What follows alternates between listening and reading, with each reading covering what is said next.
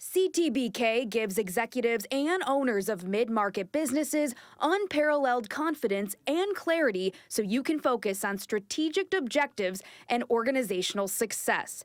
Their multidisciplinary advisors, accountants, and team members have a wealth of experience and are all available and responsive to each client to ensure the most effective advice, actions, and outcomes no matter the situation or complexity level. That experience base and one-team approach, combined with integrated and efficient way of operating, enable them to be truly proactive partners, doing the best thing for their client every time. Visit ctbk.com or call 716-630-2400 to learn how CTBK can work for you. You are listening to a podcast by a guy that shouldn't have a podcast. It's Tim Graham and Friends. It's Tim Graham and Friends, brought to you by CTBK, CPAs and Business Consultants. I'm Tim Graham of The Athletic, here with Jonah Bronstein of Bronstein Sports Plus. And hey, it's put a smile on your face week. Josh Allen's Meemaw is telling him to smile more. The Buffalo Sabres are making their fans smile a little bit. They've been playing well. And you know what? The Sabres, we've talked about on this podcast just last week about how it's almost like the payoff for a loss is more impactful than the payoff for a win if you're a Sabres fan, because you want Kevin Adams fired and maybe you want to see more wreckage and let's just burn it all to the ground and start over. But Colton Ellis put a smile on my face last night. The coverage of that was pretty cool by TNT, in which his parents were there for his NHL debut. And I don't know if you saw the post-game interview that he did with the TNT crew, Jonah. I saw it. I didn't see it live, but I saw it on social media. But it was pretty cool. I mean, just as this guy's journey, it took him a long time to get to the NHL, and he wasn't a passenger last night. He made two great breakaway saves. He made that arm save on that point blank shot in the second period. I mean, he did more than just keep him in the game. And I know that Jack Quinn had the big game last night, but Colton Ellis put a smile on my face. Before we get to the Sabres, I know you're there. We're going to talk about the Sabres quite a bit. Bills are against the Panthers on Sunday afternoon. Jonah, Bills on a 2-game losing streak, have not lost 3 since they started winning AFC East championships. They are a 7-point favorite, 7.5 points, depending on the sports book. On the road, they're supposed to win this game. Coming off a bye, extra time to prepare, all that stuff. But it is a team, and I maybe, let's look into Josh Allen's comments yesterday about needing to smile more, about needing to enjoy the journey, I believe. Maybe not just what his grandmother had to say, but his longer comment about, hey, when we score, we need to be more excited.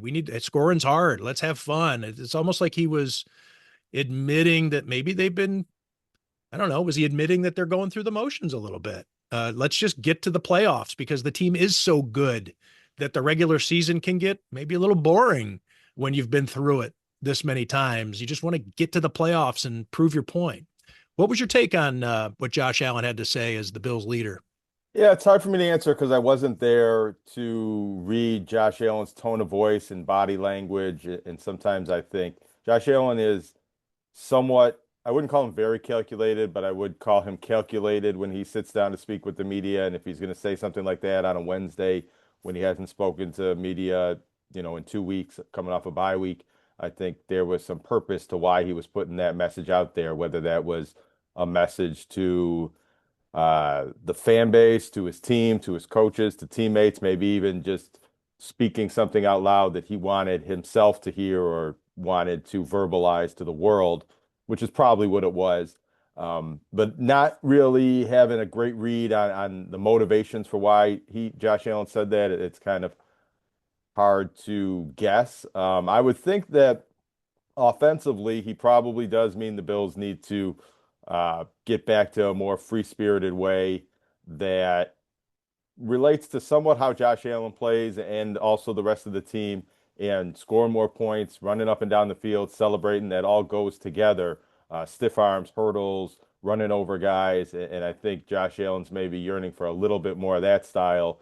And with that will come along with more points, more wins, and a better outcome to the end of the season if the Bills have more plays and more downs that are fun and enjoyable for Josh Allen. It is a thing that happens in sports sometimes when you're a really good team.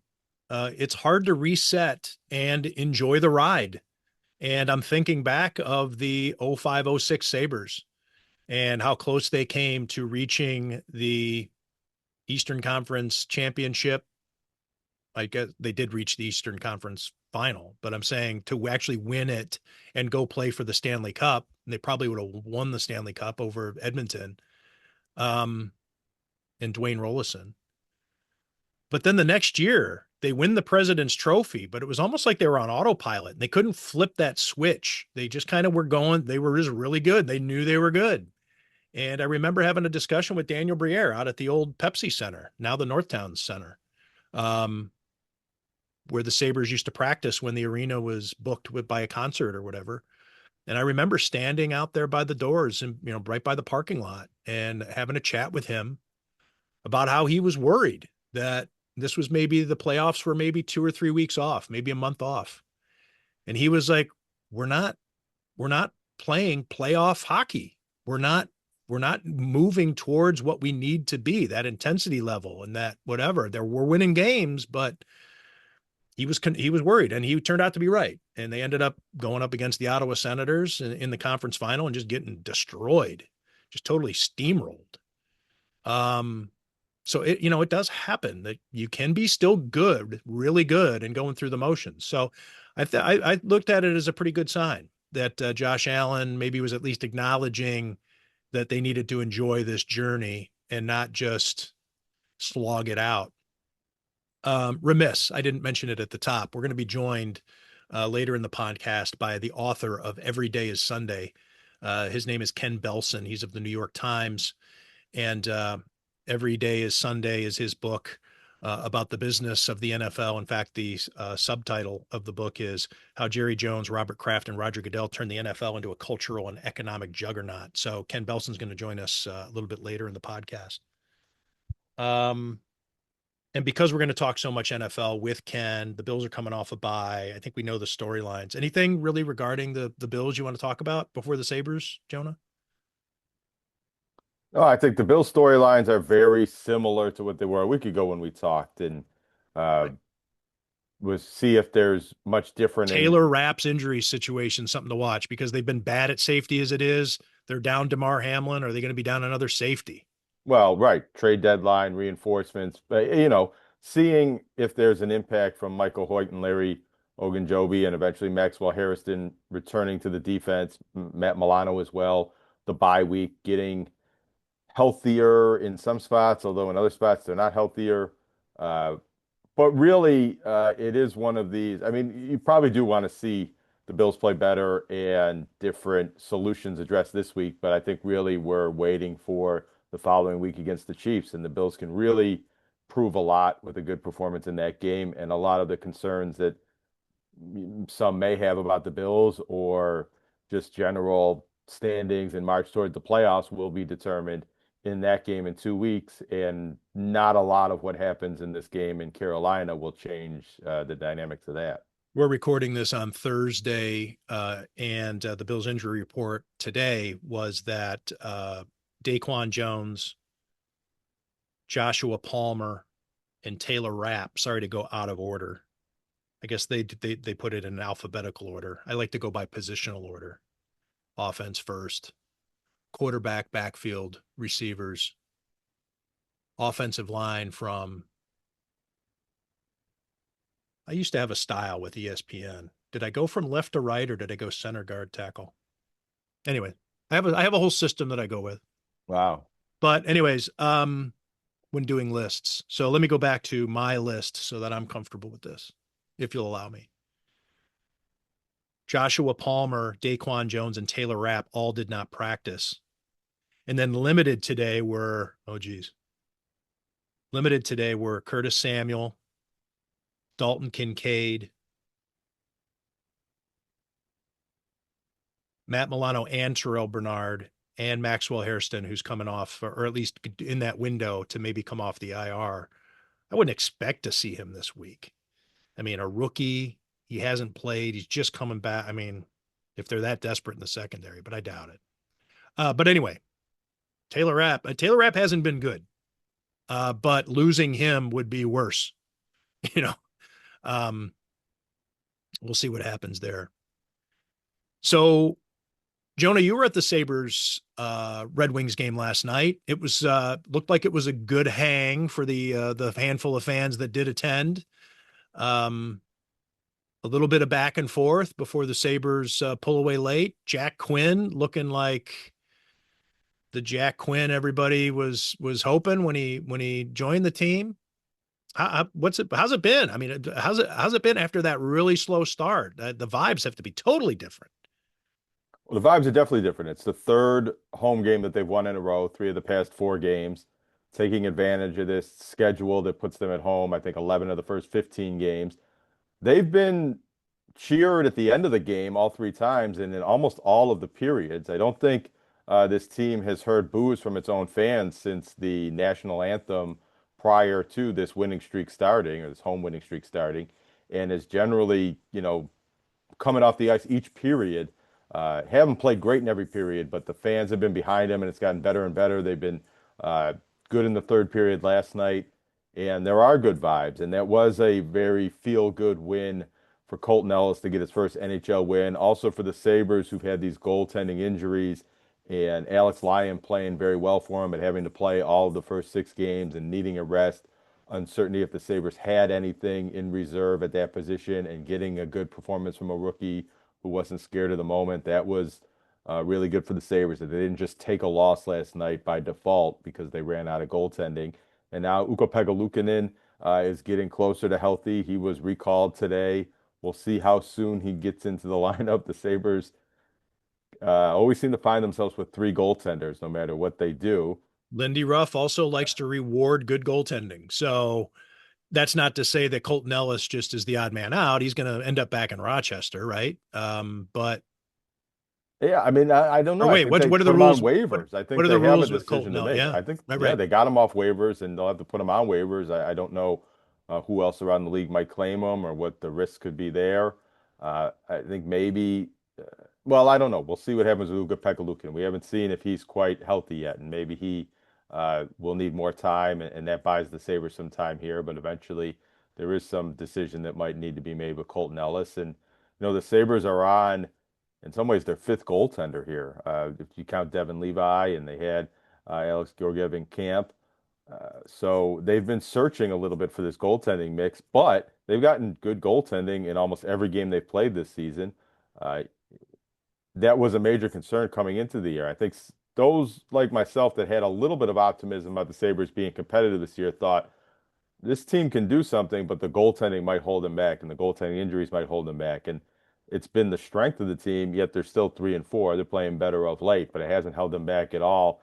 In fact, they haven't really taken advantage of the goaltending quite enough in terms of the record that they have. It's been, like you say, 3-4. There are all kinds of different ways to get to whatever your record is. And to start off 0-3, I mean, it's just been, it's been polarizing, to start the way they did and now playing hot. It's not like it's been a back and forth, win one, lose one. So my question was going to be, can they, if they sustain what they've had here recently? Yeah, because that means they're going to win way more than they lose. But if, let's say they play at a 3-4 pace for the rest of the season, do you think they can win the fans back? Do they have to go to the playoffs this year? Or what if they're just competitive, every night or most nights, and yet still end up on the losing? Did the losses just accumulate and that becomes it? Or can you start to actually see goodwill being built up in the players evolving, in development, in that type of, because with the younger players on the team, I don't know. I mean, I'm just kind of throwing that out there. I think, well, can they win the fans back? Will they sell these unsold tickets? They haven't had a sellout. Canada's a problem. Yeah, I've been hearing, especially with the story that I wrote months ago regarding the Bills in Canada, a lot of my sources that I've dealt with there Canadians are not coming to these games. And again, the turnstile, it's hard to tell what those empty seats are and if those empty seats would normally be filled by a Western New Yorker or a Southern Ontarian. But I'm being told that people are just refusing. Like they're still willing to come for a Bills game because those games are tougher to get, but those Sabres games, those tickets are not being bought on the secondary market. Well, I Or think some of our actually, listeners and some people in Buffalo say, good riddance, cool, great. They don't want the Canadians buying these tickets. I think maybe the Sabres want them sold, but most people don't want the crowd to be overfilled with Canadians. And we're going into a game Friday night against the Maple Leafs when it probably will be 50-50 at least, if not more, Maple Leafs fans than Sabres fans. And a lot of Sabres fans don't want that or don't want the team to do something about that for specifically these Maple Leafs games. I think it's an interesting question that if the Sabres do get good, if they are projected to be a playoff team, if they are a hot team down the stretch, how hot that ticket gets, if they do get back to selling out every night, and how, what is the marketplace for the playoff tickets when those eventually come around. It probably will be strong, having not had playoff games in so many years, but they've really had trouble selling the tickets and filling the building for several years now, and it's curious how that comes back. As far as the fans booing and turning on the team, that will happen if they go on another losing streak, and it probably will be reflected in whatever date, if they miss the playoffs, they're eliminated. But I think if they can stay in contention, as long as they're in the race, which they still are now because the Atlantic Division, a lot of teams are struggling in there. It might not be as difficult to make the playoffs this year for the Sabres as it was 2-3 years ago or something like that. And as long as they're playing well at home, winning most of the home games and competing for that playoff spot, I do think these vibes will continue. And Lindy Ruff plays a big role in that. You just haven't heard the chatter and the calling for Kevin Adams firing in the last week or so, because when the team plays well and the team plays with effort and instills pride from the fan base, that fades away, and it faded away pretty quickly. yeah, as long as there's something to talk about. And last night there were two great storylines from and I keep mentioning them, but the other players played well too, beyond Quinn and Ellis. But yeah, when you can have something carry the story for a couple of days until the next game, that really makes a difference. And whether it be on social media or on WGR, if you can have just something to talk about that's not Kevin Adams, is a blessing for the Sabres. Any day that can happen. That's a minor victory. And they're getting healthier. Michael Kesselring's going to return to practice soon and make his season debut Sabres debut at some point after that. Josh Norris, we don't really know the timetable, but it's not a season-ending injury, they've said, so he'll be back at some point. So there's still another level of play the Sabres can reach, and they're not out of it. After 7 games, they haven't been eliminated. And so, yeah, I do think there's some good feeling about the Sabres. We'll see how that translates to this weekend, 2 games against the Leafs. If they lose at home and it's more Leafs fans than Sabres fans, that really deflates the fan base a lot when that happens. And then they have a tough turnaround having to go to Toronto in the midst of the World Series and all that hoopla going around there in Toronto. But if the Sabres split this home and home, I think they're in pretty good shape going forward, at least vibes wise. Anything to just before we get to Ken Belson here, Jonah? By the way, Ken Belson, Well, if you're some great Terry Pegula anecdotes from Ken Belson, not only in his book, but he's got some other ones that he's going to share about his thoughts on Terry Pegula as an NFL owner through his reporting at the New York Times and also for this book. So Ken Belson joining us in a little bit, but yeah, I'm sorry, Jonah. Well, just ask me anything else going on. And if you've been going to Sabres games, you've seen much advertising for this, but they are playing exhibition basketball games, Syracuse and Yeah. Buffalo on Saturday night. Syracuse playing in My Buffalo for the Uber first driver time. talking about going to the UB game, but it was because of Syracuse. Well, I think that's going to be most of the attraction. Kai and Anthony, Carmelo Anthony's son, first time playing in a Syracuse uniform, will be here in Buffalo. How about UB football? Anything to say there? UB football has a home game, Akron, 1 o'clock kickoff. So you can get a doubleheader of Buffalo action if you're a big Bulls supporter. with one of them being Maction. So there's all kinds of double action with some Maction. You could also choose to, get your doubleheader with both basketball games. You can see the Damon men's basketball team take on Nazareth at 3:30 at the arena, a doubleheader for that basketball event downtown. I think I'm going to be at the football game and not sure how much of the Damon basketball game I'll catch, but I'll be running around and also have one eye on the Sabres game. And I think the World Series is a big Buffalo story this year more than it's ever been. I mean, obviously it is their affiliate, but so many of these Blue Jays players played in Buffalo. The team itself was based in Buffalo not that long ago. And having that organization potentially win the World Series championship it doesn't maybe count as a Buffalo championship, but it's close. It's half a championship. I was actually leaning. I don't have a rooting interest now that the Cleveland Guardians were eliminated. I don't really have a rooting interest. I was leaning towards Seattle. I like their story. I wanted to see them go to the World Series finally. The big dumper. How can you not root for the big dumper? But I found myself while sitting at Mr. Goodbar with John Worrow a few nights ago for that Game 7. When Springer hit that home run, I was like, wow, it's just good baseball. And so I was happy. I mean, it wasn't like me leaning towards Seattle really mattered, but I was like, all right, let's go. All right, Toronto, let's get going here. Although I'm a big Ohtani fan. I love Shohei Ohtani. I don't know what my visceral rooting interest is going to be until the series begins, I think.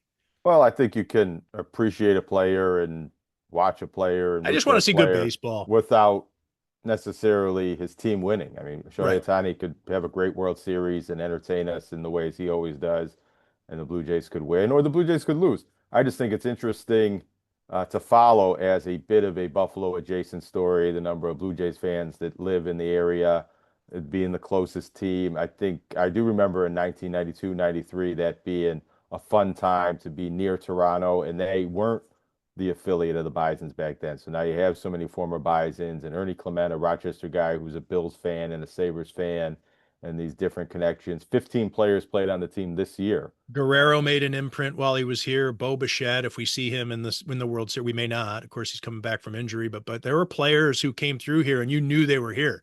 Sometimes they just kind of pass through and you don't, or they go from AA to right to the majors. But these were guys who were here and actually you felt them while they were here. And if they, now American League champion team, potentially World Series championship team, when those guys are on injury assignments in the future, you'll say World Series champion players back here. I mean, I think the Dodgers are the favorite, but it's, cool to think. So I don't know if you know these numbers. Do you know the last time the Bison's affiliate was in the World Series? Cleveland? Yeah, Cleveland in 95. Yeah. And then the only time that a Bison's affiliate has won the World Series, based upon my research, this Bison's franchise, because I think they were earlier minor leagues. Pittsburgh? Pittsburgh in 1978, but Buffalo was the AA affiliate of that. Right. Those are kind of guesses. I don't think I knew that, but those were pretty good guesses by me, I thought. You know your baseball history. Yeah. You're a regular Jerry Sullivan with your baseball history. All right. Let's get to Ken Belson. But first, let's have a message from our sponsor. The financial needs of a business go beyond tax and attest services. That's why CTBK goes beyond accounting services and offers outsourced solutions through their affiliation with CFO Solutions Plus. These additional services allow clients to focus on their operational and long-term strategic goals. Trust CTBK's outsourced solutions to provide cost-effective, value-added financial services tailored to your company's needs. Call CTBK at 716-630-2400. Again, 716-630-2400. Or go to ctbk.com to learn more about CTBK's outsourced solutions. Who's in the NFL here? You? You? How about you, Tim? You, Tim. Welcome back to Tim Graham and Friends, brought to you by CTBK, CPAs and Business Consultants. As promised, we are joined by New York Times reporter and author Ken Belson, who has written the book Every Day is Sunday, how Jerry Jones, Robert Kraft, and Roger Goodell turned the NFL into a cultural and economic juggernaut. The reviews have been great. The book just came out this month. Ken, congratulations on the launch. Thank you. How has this process been for you? And because you're telling some inside stories that I'm sure the NFL is not just totally thrilled with, but that's what makes a good book. Yeah, well, just to be clear, I don't work for them, so Right. I'm not worried about it in that sense. Yeah, it's been very positive. I've done quite a few interviews from all over the country. I mean, it speaks to the popularity of the NFL. I've spoken to radio and podcasters in probably 25 states at this point. It's pretty universal, the interest. Everything from drive time radio to morning television, and then podcasters like yourselves. The NFL's like one of those, it's America's water cooler, basically. So everybody has an opinion on it, whether they like it or not. I have gotten quite a few questions about why do I have to pay more to watch the NFL? That seems to be a universal gripe. But yeah, it's been a good run. It's also, you're a sports writer, Tim. We almost know too much, right? We talk to each other. We have the same jargon. We know the contours of the league, and you sometimes forget. Like the average person, maybe they know Jerry Jones, they probably know Robert Kraft, but beyond that, they don't know a ton about how the league actually operates and how it got to be what it is. And so that was really the point behind the book. I know that marketing gets involved and focus groups and things like that, but you made it, I don't know, it seems conscious. It's not alphabetical. Why did you do that order of the names? Jerry Jones, Robert Kraft, and Roger Goodell was last. Yeah, yeah. Is there Well, is was that on purpose? it was, yeah, mostly because it's chronological. I mean, Jerry Okay. joined the league in '89, Robert came in '94, and then, well, Roger had been there all along, but became commissioner in '06. So I didn't run it through a market group or focus group to figure it out. Although I have had several people call it Robert Goodell and Roger Kraft, if you say it really quickly. But yeah, there's nobody. You probably agree. I mean, there's nobody like Jerry. He is a unicorn as an owner. He's a GM. He's got the biggest team. He's got the biggest, profile, and he doesn't shy away from people like you and me. I mean, he'll talk pretty much anywhere. I mean, much to I don't know what it's like to be his PR guy. It's kind of crazy. So yeah, I mean, he deserves sort of top billing, and Robert obviously second, and pretty much a close second, but just more subtle, I guess, in his approach. Jerry Jones, all these years later, all these decades later, remains a phenomenon. And we've talked about it on this podcast, Joan and I, especially in the context of the Bills being the Hard Knocks team, Hmm. NFL films and the training camp and how vanilla, how beige it was. Hmm. But right around that time, the Jerry Jones documentary came out, which also was an NFL films production. Hmm. And you think you know everything there is to know about the man because he is so out there. And it was fascinating. Even rehearing things, there's still stuff you don't know about Jerry Jones.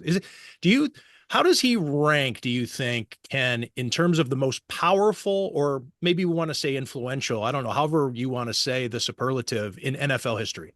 Well, I would certainly say influential. Powerful, sort of. That's I would say he's also very powerful, but definitely influential. I think back, these are things that I had to learn because I was not covering the league. The book started in 1993, which is when they had their labor agreement that finally brought free agency and the salary cap and revenue sharing. So I had to go back and find a lot of people too. I mean, you can read about it, but I wanted to interview the principals, including Paul Tagliabue and so forth. And what I didn't fully realize was it was Jerry who brought Rupert Murdoch to the table. For many years, the TV deals were cozy. It was CBS, ABC, NBC were bidding for three packages. So Jerry said, "Well, why aren't we running an auction here? Why don't we bring somebody else in?" And it seemed like a simple idea, and it was brilliant, and it challenged the orthodoxy that the NFL and CBS are like longtime partners. And Jerry said, "So what? Why don't we just see what else we get?" And Fox and Murdoch blew CBS out of the water, and it changed media, television, sports media forever. The other leagues saw this, NBA and baseball, and then they started creating more packages. You know, the Sunday night football came in and so forth, Thursday night eventually. So Jerry was the one, just having a business instinct. He brought that to the table. There's a great quote from Carmen Policy in the book. Jerry taught us how to sell. He taught us how to make money. And we were like a comfortable league, mostly, second, or well, in the Bills' case, it was Ralph Wilson. Ralph didn't need the money. He had this team from what, $25,000 originally. So you had a lot of old time owners who didn't see the potential, and Jerry's the one who kind of bowled his way through and taught people that. So in terms of influence, I think Jerry is head and shoulders, even above Robert for sure. He basically he supercharged a league that was doing well but was kind of sleepy. Yeah, you mentioned the Bills, the ownership that they did have through maybe the 30 or so years that your book covers, had a style of ownership under Ralph Wilson that maybe was at odds with Jerry Jones, the Pegula family coming in, already being a billionaire operation. What are your impressions of Pegula from your research for this book, and how that has changed Buffalo Bills ownership in the two different personalities? Yeah, Ralph Wilson I only met him once. He was walking the field before a game. I didn't do a lot of interviews by that point. I want to say this was around 2013.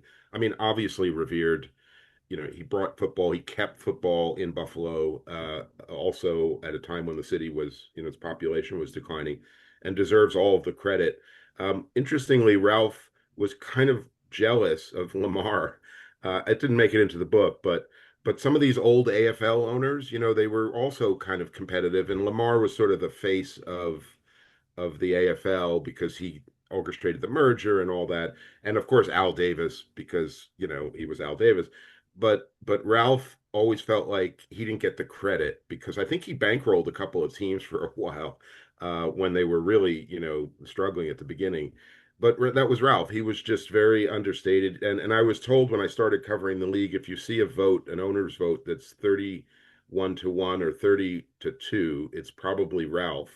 And or Mike Brown in Cincinnati. So yeah, I mean Buffalo. He was a trustee of that team, but in modern terms, it was outdated. And I think Terry is a very different guy. I remember going to his opening press conference. What was that? 2014 or 15? Um, didn't inspire a lot of confidence from what I could tell. I was told Kim was going to be the one really running things, and that seems, at least for a while, to have been true. But Terry is very aligned with Jerry. Maybe because of his background in fracking, and Jerry's in oil and gas. I think Jerry has his sort of like half dozen block of owners that kind of vote together. Dan Snyder used to be in it, Stan Kroenke, Jimmy Haslam to a degree, and Terry's very much in that group, which is, I think you use pedal to the metal, like they're trying to maximize their money. I happened to bump into Terry at an owners meeting I think it was in May, and we were in the same hotel, the league hotel, wherever the meeting was. And I just stepped into the elevator, and we were both going up together, and there's nobody else in the elevator. And I said, "So how's that stadium going?" He said, "Oh, it's getting really expensive." He didn't. I don't even think he knew who I was. He just sort of said it. It was kind of a funny observation. It was this everyman observation, but like you had to know when you cut the deal that it was going to be over budget, and you were responsible for it. But it was the first thing out of his mouth. He probably is like, "What did I do? I'm now $500 million in debt for this thing." But we shouldn't cry for Terry Pegula. He's got plenty of money now. The private equity money's coming in. He was very much in favor of that. It'll be interesting how he maneuvers to incorporate Toronto in the Canadian market. That's definitely been their strategy. So yeah, but he's not one of the more active owners. Let's put it that way in ownership circles. Right now, he's probably in that middle to third block that is sort of goes along, does their work, but isn't a front runner. Were you able to get a long sit-down interview with Terry Pegula for the book? No, I didn't. I think this was to be set, clear. I mean, it was when Kim got sick, and I sort of felt like he probably doesn't want to do many interviews. I did speak to some of the executives at owners meetings to get a feel for it, the team.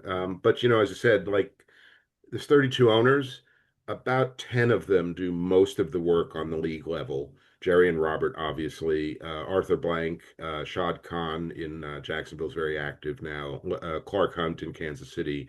There's about 10 to 12 that do the bulk of the league's work, and then their committees are filled with other members. Terry, I'd say, is kind of in the middle to the back end. There's a bunch of owners that you either don't see or don't really even do much. Jody Allen in Seattle, and Paul Allen before. Michael Bidwill is also very active. So there's like owners that they just show up basically, or they just focus on their own teams. So that's really where Terry is, and I didn't feel like, given that he's only been in the league for about 10 years, I didn't feel like I was going to get a lot of history from Terry. So I spent more time with Clark Hunt, Robert, obviously, and Jerry I'd interviewed many times. Art Rooney, John Mara especially is super involved and is a great quote. There's a bunch of funny stories about his interactions with Jerry Jones. Some of them are not. I don't know if this is parental rated. No, you can. There's we're not censored. Yeah. Okay. Sorry, can I just repeat this one? Because it's the funniest one. Did you remember? I don't know, Tim, if you remember the one where John Mayer and Jerry Jones are getting coffee in Manhattan? No, I don't think I. Okay, there's a chapter on the 2011 lockout, and John Mara and Jerry Jones are walking in Manhattan, and they pass a Starbucks. Oh, I'm sorry. Yes. Yeah, But still, now, please tell it. Please tell it. yeah. So they're walking to a law office somewhere in Manhattan, and John loves his coffee, so he says to Jerry, "I'm just going to stop in and get a Starbucks," and Jerry says, "Oh, I'll wait outside." So John comes out about 3 or 4 minutes later with his coffee, and Jerry says, "Oh, am I glad you're here?" And John says, "What's wrong?" He says, "I don't think I could take any more people saying F the Cowboys." Standing on Manhattan Street by himself with his cell phone. Right. But that's Jerry too, like no bodyguard, just sort of hanging out and taking grief from people. But Taking grief. I think it's also, like I'm gonna just see how many people recognize me, oh yeah, that's You know. interesting, right? Yeah, maybe it's like, hey, who knows me, right? Here I am. Exactly. Jerry's got, I mean, I gotta say, the thickest skin in the business. He keeps rolling. He doesn't seem to hold grudge. Maybe he holds grudges, but he keeps talking anyway. So the one other Terry Pegula story, and I mentioned that sort of group of owners after Jerry essentially helped Stan Kroenke move from St. Louis to LA. There was a meeting in Houston where that happened. And afterwards, there was an after party at the steakhouse next door to the hotel. And I was eating dinner there, but didn't realize they were in this sort of back room or backside area. And it was Stephen Jones, Jerry, Stan, Dan Snyder, and Terry. And they were going through a lot of wine. There were a lot of bottles on the table. And I happened to go to the bathroom, and Stephen was in there yapping on his cell phone in the middle of, hey, we got the deal done. So, yeah, I think it's a very tight group of owners that sort of lean on that side of the room, if you will. Yeah, Stan Kroenke and Terry are great friends among the owners, and then also with the work that Legends has been doing with Jerry Jones's company and helping to build the stadium. It's a perfect time to plug this, by the way. I'm going to get to a passage at which Terry Pegula on some surreptitious recordings at the 2017 infamous 2017 players owners meeting amid the Colin Kaepernick controversy. But I want to plug this because we're talking about stadium money. And Ken Belson is going to be coming to town on November 14th. In fact, I think you're in earlier because you're doing something at one of the local bookstores also. So Ken's coming to town. But on November 14th at O'Brien Hall at UB is a conference in which Ken will be on a panel along with Nellie Drew, who's the director of UB Center for the Advancement of Sport. Nellie Drew, the former Buffalo Sabres vice president, and Richard Toby, the longtime government legal eagle and deputy county executive are going to, with Ken's book as the basis, Every Day is Sunday, Exploring Public Sector Policy Investing. This is the Baldy Center for Law and Social Policy putting this together. I'm sorry, I botched the title of the conference. Every Day is Sunday, Exploring Public Sector Policy Investment Choices in Pro Sports Facilities. Very academic and long title, the type of title you'd see on a textbook, right? But I'm going to be talking about, obviously, big business in the NFL, and in particular, the 2 whatever it's going to be billion stadium that is going up across Abbott Road. But I want to read this passage, and you can get into it, Ken, maybe the reporting of it or just the moment. amid the Colin Kaepernick controversy, of course, a lot of people remember that meeting that took place. And in Ken's reporting for the New York Times, he obtained a recording of the entire meeting. And in it, Terry Pegula had a bizarre suggestion of Anquan Boldin. And I'm just going to read the quote from Terry. This is Terry speaking to the group of 31 other owners, Roger Goodell, this group of selected players, right? I think that there were about maybe not every owner. I think there was about a dozen owners there. Sorry, not every owner, because it was a hastily kind of put together. Yeah, to get that's right. Not every owner. Terry Pegula, to quote, "For years, we've watched the National Rifle Association use Charlton Heston as a figurehead. Anquan, you walked away from the game. You walked away from my team last year. You had a personal tragedy.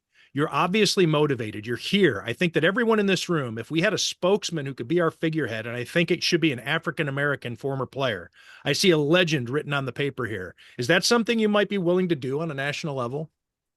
Yeah. That was Terry Pegula's kind of fix. Like, if we can just make Anquan Boldin our spokesman, it would help the NFL and the owners get past this nuisance of, again, I don't want to put words in your mouth. You've done the reporting on this. What was your take on Terry Pegula's suggestion and amid this group of wheeler dealers? Yeah. A couple of things. One is it was one of 3 or 4 owners who seemed completely to not really be hearing the players and what they were talking. I mean, it was really heartfelt. Anquan lost his, I think it was his cousin who was shot by an off-duty cop the year before, and he had been in Buffalo's training camp, and then I think he didn't make the team that year, and then retired.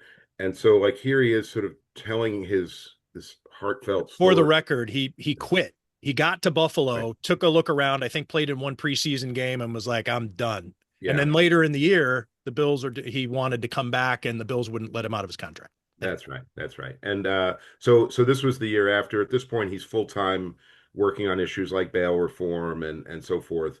And it just came across, that quote in particular came across as so tone deaf. Bob McNair from the Texans, a little bit Steve Ross from the Dolphins. It just felt like, hey guys, would you just kind of knock it off?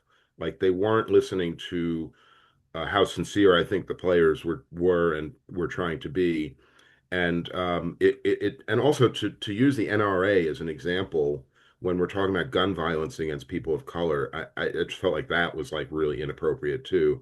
You could have talked about Danny Thomas and the March of Dimes or Bob Hope or anybody else, but you chose a gun group. It just seemed really kind of odd. So it's basically saying we need a black Charlton Heston, and it was one of several really kind of tone deaf comments.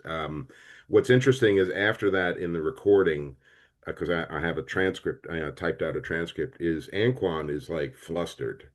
He's like, "What are you asking me to do?" And he basically said, "Look, I just hang out with the players. I don't speak for 2,000 NFL players. Like, that's not how this works. I'm a representative, but I'm not going to be a spokesman." And it just it was awkward. It was one of many awkward passages. Bob McNair was even more direct. Bob McNair said, would you tell your compadres to knock it off?" It was sort of like, and again, the players are like, "Hey, we don't tell players to not protest. That's why we're here. We want you to help us address the problems that are leading to the protests." So anyway, it was interesting because the room included that sect of owners, and then there was Robert Kraft very much in the middle, and Jeffrey Lurie all the way on the other side, who was very pro player, had actually taught social inequity or inequality in colleges or something, as a PhD in social work or something. And so he was sort of on the liberal wing, if you want to call it. So the original, actually, I should just say, like, the original idea for the book was this meeting. I was going to use this meeting as a kind of hub and spoke, and then go in different directions to talk about the different owners and who they are and how they got there and all this stuff. And then the agent I spoke to said, it's going to sound like a Kaepernick book, and It was already 5 or 6 years later. So she said, "Why don't you just write about the business of this, guys, and include a chapter?" So that's how that came about. But Another wrinkle I want to point out regarding Anquan Bolden, because until we're going to ship somewhere. So I just want to kind of stay on that meeting. It was interesting. I didn't have it bookmarked here, so I can't open and do the passage right away. But it was also an interesting Sean McDermott revelation, in which when the protests were happening, and in fact, I would say, and Terry Pegula and Kim Pegula deserve a lot of credit. They, when Donald Trump came out with his get those son of bitches off the field. I'm sicking. I'm SICing, yeah, son of a bitches, I think it was, instead of the yeah, son sons of of a bitches. bitches. Yeah, son of a yeah. Right. That the Pagulas were probably the most aggressive if they might have been one of the first teams out there, but their statement in support of their players and pushing back on what Donald Trump said was from that side, from a player standpoint, or was the gold standard. Yes. In many ways. But then as the players were kneeling, Marcel Darius, I recall Jim Kelly yelling at Marcel Darius on the field. It's from what I'm told, one of the reasons Jim Kelly is not and former players are not on the field during the anthem and stuff like that anymore, but saying, stand up for my country, you don't kneel. Anyways, it was controversial Yeah, across the NFL. But yeah. Sean McDermott going to the players and saying, feel free to kneel, but can you tell me first? Yeah. And what that did was that was pretty much a way of saying to the players, you still need clearance from me to speak your mind. And that was, picking at the scab.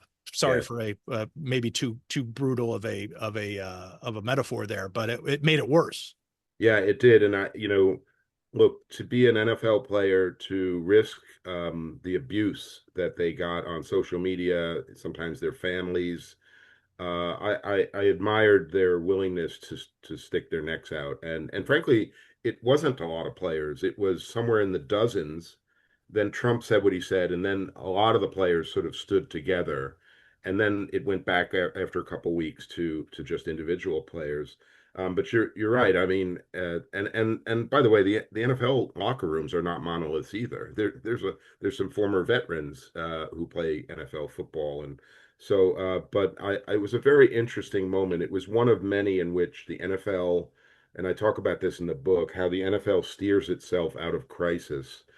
The Ray Rice issue, bullying with Richie Incognito the year before that, Deflategate, and this, and this was so volatile because you had a sitting president like actively antagonizing fans and the league and the players, and then you had Mike Pence. You remember he went to Indianapolis, just stood for the anthem, and it was such a stunt. He ostensibly went to leave. Right, he went to leave, and just all for the photo op. I'm sure he didn't think about it himself. I'm sure Trump dreamed it up. So yeah, it just it was a very weird time, and so I make the point in the book that the league is essentially run by lawyers and marketing people. The lawyers mitigate risk, they settle cases, they keep them out of court or whatever it is, and the marketers try and change the subject. And that meeting was that pivot point. It was about 3 weeks after the attack. The president lashed out at the league, and they, at the end of the meeting, they unveil Inspire Change, which kind of existed but not in its full form. And then this plan where the NFL owners would do matching grants with the players, and then by the end of the year, I remember ESPN was keeping a tracker. By the end of the year, there were maybe a dozen players left, and then it kind of slid away until the owners couldn't help themselves and then tried to change the rules to obligate the players to stand, or they could stay in the locker room. And then the players union said, we're going to file a grievance. And I don't know why the owners just kept going. It was sort of fading on its own, but they reignited it. So sometimes the owners can't get out of their own way. The details of these, all these things that Ken is talking about here are in the book and highly recommended. I had totally forgotten about that end around regarding into the operations manual about standing for the national anthem and the verbiage that's in there. I mean, pretty like, come on. I mean, they didn't even try to be diplomatic about it. It was just, anyways. Jonah, I don't, if you had anything more about the book, I do have a curveball and I apologize. I didn't set you up on it, but Jonah, anything you wanted to ask about the book or maybe Bill Stadium before I add one more question?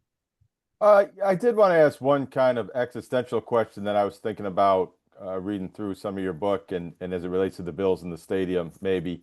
But, I was very interested in reading early in your book how it started with the Fox deal and the agreement in '93 and things like that. Some of it was a nostalgia factor, but I was thinking back, the NFL was very popular back then, especially in Buffalo, and it was uh, a part of American culture, the number one sport at that time. It's only grown and gotten bigger and bigger and bigger. And I'm thinking throughout reading this, and I'm wondering what your take is on this after your research.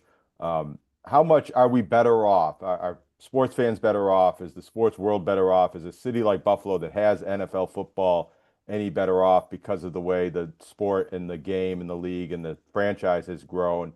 And then with this new stadium open, a lot of us in West New York were told we needed this new stadium for many, many years. And even Jerry Jones, I think, had to talk Bill's ownership into making this move. And now that stadium is being built and when it opens, are we better? Are we worse? Is it the same? Has that growth translated to the people watching this podcast, listening, and reading your book?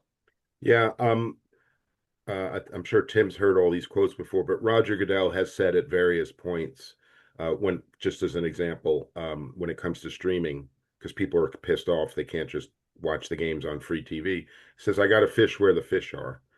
Streaming is where the future is, so I got to go to these pay TV services."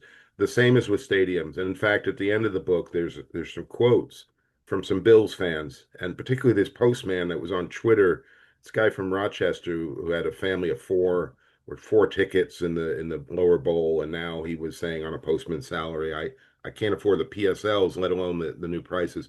And I reached out to him, and we had a long conversation, and my heart kind of went out to the guy. Like, this guy is the fabric of the NFL.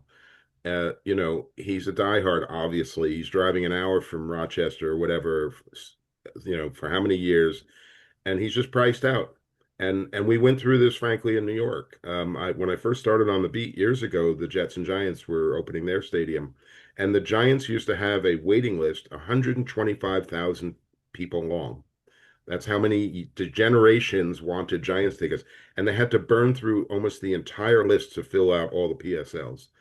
That's how many people said, you know what, I'm out. Or instead of four tickets, I'm going to get two, or whatever. I had friends who did this. So I think the NFL is turning into kind of going to an NFL game is turning into a luxury item.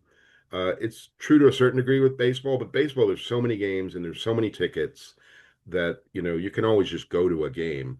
Football, there's only 8, 9 home games. So, and if you don't want to go in December, or if the Packers are in town, you only have a couple of choices. So it's just become more and more out of reach of the average fan. And Roger Goodell has also said this: 97% of NFL fans never go to a game. And it dawned on me as I'm researching all this that the NFL fans in the seats have become props. They're props for the TV cameras, and the NFL, although the league talks about their devotion to fans, it's all about the TV money. The NFL is a media company that has a product known as football, not the other way around. And that flipped, I think, frankly, with Goodell. He has accelerated by many multiples how media focused the company is, or company, I should say company, the league. In fact, even Tim, you mentioned Jerry Jones, and that 8 or 10 part series was done with a deal with Skydance. Jim Irsay, the late Jim Irsay, had some quotes. He said, he basically said what I'm channeling Jim Irsay. We're a media company now. Football's our product, but we're a media company. So I just think that, is it for the better? I don't know. It is what it is. I'm not an owner. The days, I don't want to sound like an old man, but I am. The days when you would sit there from 1 to 4 and watch your team, it's just, kids don't watch it that way. Grandkids don't watch it that way. So the world has moved on. It's not just a football problem, but it's particularly pronounced in football. Well, all the different ways that the NFL has tried to do revenue through media. And here's the question I was going to ask you, Ken, that I didn't prep you for, is what's been happening today with reports coming out of the National Basketball Association and these arrests with gambling. And of course, the NFL, now you're talking to a guy who and I've made this point several times on the podcast. People get tired of it, but I moved to Buffalo in January of 2000 because I lived in Las Vegas for 5 years as a sports reporter.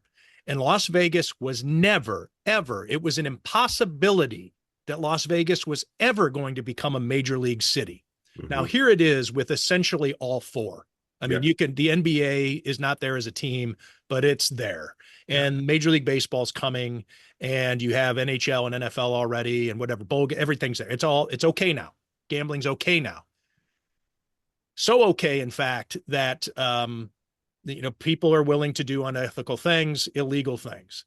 So the report today is that Chauncey Billups, the Portland Trailblazers coach and former Miami Heat guard Terry Rozier, are arrested as part of gambling rings.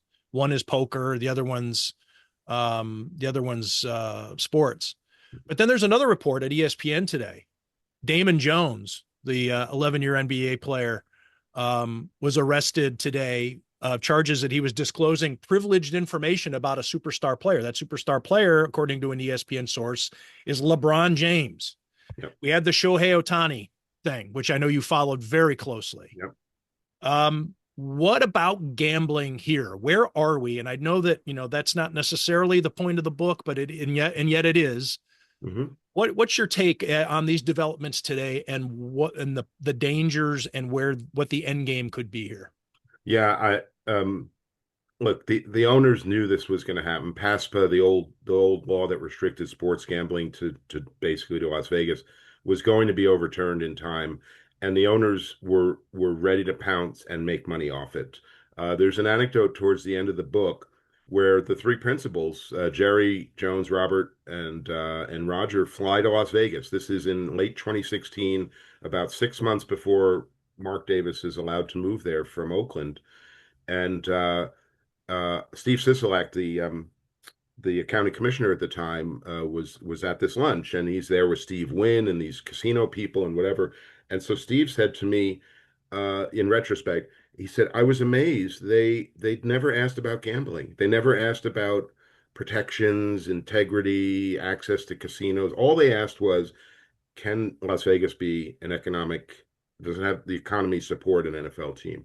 In other words, Jerry and Robert, and to a certain degree Roger, had already moved on. They knew this was coming down the pike, and not for nothing, Robert Kraft were early investors in DraftKings. So before sports gambling, so like they knew all this, and I think unfortunately there are almost no owners who are really paying attention to the reckoning that is starting to happen, both problem gambling among ordinary fans who are giving over their credit cards and using their cell phones, which is like the worst kind of nicotine hit. The Jacksonville Jaguars had an executive. Yes. Milk them of 28 millions million of dollars. Yeah, and who was the wide receiver on Atlanta? Who was Calvin Ridley? He wasn't even in NFL camp, but was in the state of Florida when it happened. So, yeah, this is only going to get worse, unfortunately. And I just noticed a couple of weeks ago the NCAA said they would permit college players to bet on NFL games, and I thought to myself, just simple logic, right? How many seniors in college have friends on NFL rosters, like rookies or second-year players? Probably a lot. And I can imagine quite a few casual conversations that could lead to bets placed. I just think this is awful, an awful dynamic they have. The only owner, and he's quoted in the book, who really spoke out against it was John Mara. And we were talking about it in his office for one of the interviews, and he said, "I just think this is going to lead to so many problem gambling, generically, not integrity issues per se." And he said, "But I'm a minority amongst the owners." And I said, "But John, you're on the gambling committee." He said, "Yes, Roger Goodell put me on that committee because I'm opposed to it." And then he laughed and he said, "But we have a sponsorship deal with whatever it was, DraftKings also. So who am I to complain, right? I'm taking their money." He was that self-aware, but John was the only one I could find who voiced any worry or concern for the average fan or the average gambler, let alone all the other integrity issues. If you're a fan of how the NFL works, the NFL's backstory, all of these amazing anecdotes, please pick up this book. And again, it's Every Day is Sunday, how Jerry Jones, Robert Kraft, and Roger Goodell turned the NFL into a cultural and economic juggernaut, written by Ken Belson here. And I want to plug it again one more time in case you need to scramble for a pen or a pencil or a crayon. If you're listening to this podcast, get your crayon, your broken crayon, November 14th at UB's O'Brien Hall. Every Day is Sunday, exploring public sector policy investing choices in pro sports facilities, sponsored by the Baldy Center for Law and Social Policy. Ken will be on that panel. Ken, thanks for doing this. Can I do a plug? Yes. Okay, because the night before I'm going to be at the place for Buffalo Beer and Books. They invited me to do like a meet the author thing, and I'm more than happy to tip a pint and talk about a book or the NFL. So either or both of those would be wonderful. And I love Buffalo. I used coming there for years. So I actually went to the Big Tree Inn in 2007 when the Bills were playing games in Toronto, and fans were really afraid of the team leaving at that Of point. I course. think it's the first or second year they were doing that experiment. I think there were 5 games.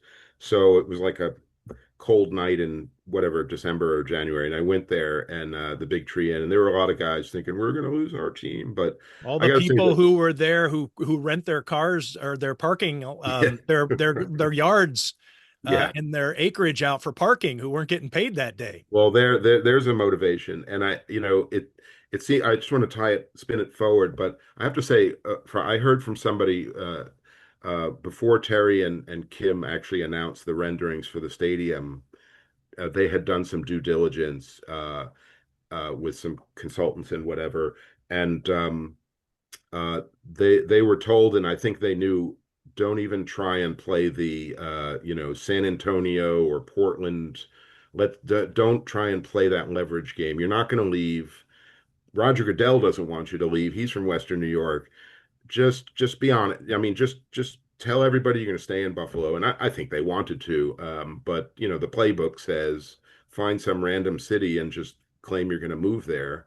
And I think everybody knew. I think they wanted to, Ken, but they were also okay. Were they caught they had a nice lightning strike when Governor Cuomo got into his scandal and had to resign, and Kathy Hochul became the governor.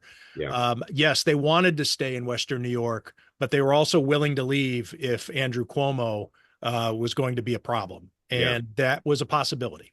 Yeah. I don't know. I don't know whether the other owners would have approved it. Right.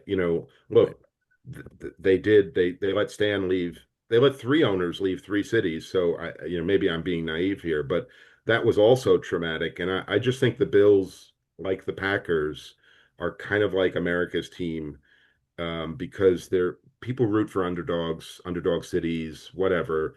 The Bills are, to me, always a feel-good story, and obviously a better one now with the quality of the team. But so I think a lot of Americans have a soft spot for the Bills, and having them move to, I don't know, San Antonio Bills or whatever, it just be kind of a mess. The Rams in St. Louis, I don't know. They came from California anyway. I feel bad for my St. Louis friends, but they didn't have that rich heritage, and the Bills have been there since 1960. So it would be kind of a dagger if they had moved. I think you gave us a great point to end on, but I couldn't help but ask, there was an era, 10, 20 years or so, when there was no team in LA, where there was a large fear in Buffalo that the Bills would be moved to LA, maybe against the franchise's will, that the NFL and Jerry Jones was the boogeyman for this for many, many years. But in your research for this book, was that ever a real threat that that Buffalo would become too small for the Bills and they'd have to go to LA? No, there were, I mean, the LA thing is a long saga, probably a separate podcast, but they had toyed with different locations. They were going to build a stadium in downtown LA and then find a team.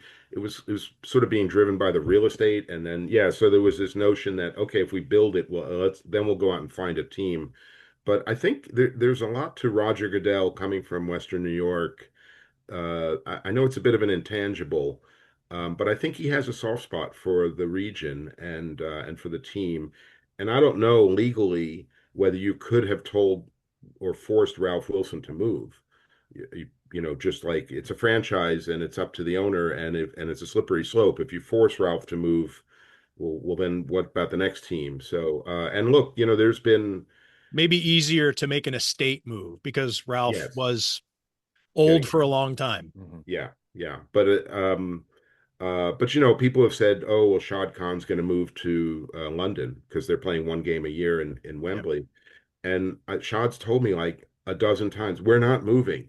I'm investing in Jacksonville. I like the London game. It makes money for me. I'm an international businessman. It's great, but I'm not moving. And so I don't think it was a real threat. It was a very different time.